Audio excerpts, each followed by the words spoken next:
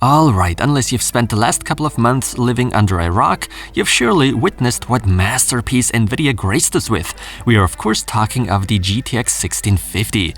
Obviously, I'm being sarcastic. But for those that for real haven't heard of that card yet, no need to feel ashamed. Let me tell you, with the GTX 1650, Nvidia launched a very bad graphics card for the majority. From a technical point of view, it's actually not that bad, as I've already said in my main review of that card. But what's totally off here is the current pricing, and this is why I decided to attempt to overclock the GPU and see where it takes me. Unfortunately, I had to face reality. There's nothing left to be saved here. I'm sorry for the spoiler, but I needed to tell you that right away. However, for those that still want to know how many more FPS one can get out of such a graphics card and at what overclocking settings, well, then stick around. Today's victim for my experiment is the so-called ZOTAC GTX 1650 OC. That could more or less be the video title, I guess. As always, I'll be using the popular tool MSI Afterburner, and I'd also like to remind you, each component, be it CPU or GPU, doesn't overclock equally as good. With some you have a little more luck, with others not so much. So while you can take inspiration of the following settings I'm about to apply, do not expect them to work 100% with your specific GTX 1650. It appears to be a typical thing with ZOTAC cards that the power limit is locked down to a max of 100%. We can't go beyond that, meaning ZOTAC basically already allows us to get the maximum out of this card right out of the box, at least in terms of power delivery, which also means there's a high chance neither the temperature nor power consumption results are going to change as opposed to the stock ones. Well, so I already played around with the GPU clock beforehand and made sure it's all stable. Turns out 180 MHz is the highest my card accepts. For the memory, it's 460 MHz. Initially, I had planned to go for 500 MHz on the GDDR5 VRAM, but I quickly had to paddle back. Stars and artifacts is not what any one of us wants after all. Now in theory, you could adjust the fan curve, but since the power limit remains unchanged, I highly doubt we need to do any changes to the fan curve. The results will confirm that. But oh well, we surely can expect at least a bit of a performance boost, right? How much of a boost that is, that's what remains to be seen. However, I have to let you guys know, since I've only actively started reviewing graphics cards at the end of last year, I don't have that many in my charts yet. Comparable models such as the AMD RX 570, 580 or even the GTX 1050 Ti, I don't have those. And it doesn't seem to make a whole lot of sense to me to go out and buy those GPUs now just for these tests. Many of you know I'm purchasing most products with my own money, so I can review them for you independently and unbiased. But anyway, nevertheless, I will be talking about the AMD GPUs in this video. And now, enjoy!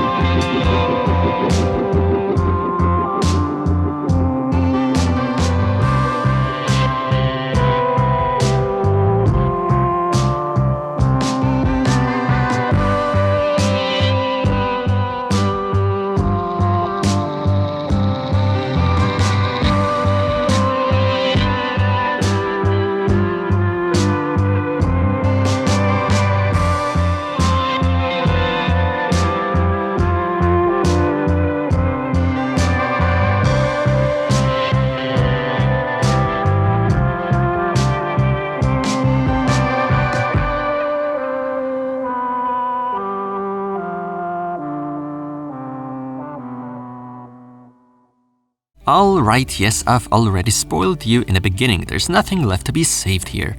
There are minor FPS improvements though, but realistically speaking, it needs to be said, those few FPS more don't make up for a huge change. A change from somewhat smooth to super smooth simply isn't going to happen.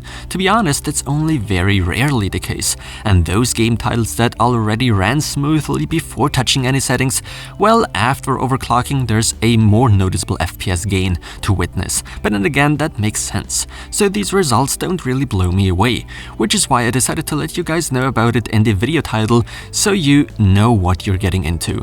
But in all fairness, I have to say, in general, the weaker a product is performance-wise, the less performance gains you can expect from overclocking. Makes sense. As I've predicted, neither the temperature nor the power draw seem to change, something that could look different on other models of the GTX 1650 though. This simply is the case with mine from the AIB ZOTAC. If I remember correctly, I experienced the same thing with the RTX 2060 by ZOTAC. At the end of the day, if you happen to have one of these GTX 1650s, sure, go ahead and overclock as high as you can. We do get some extra performance out of it after all. But if you're really thinking about getting a graphics card in this price range, I can only tell you, you either wait for what AMD's upcoming Navi cards bring to the table, or you could go with either the RX 570 or 580, depending on how much money you're willing to spend.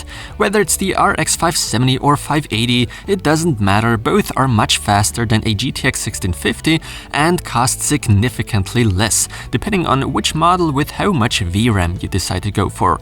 So I know all too well this wasn't necessarily the most exciting video. Honestly, the GTX 1650 kinda bores me to death at this point. But nonetheless, I hope you still enjoyed this video, even though the contents of it is pretty dull. And as always, thanks a lot for watching.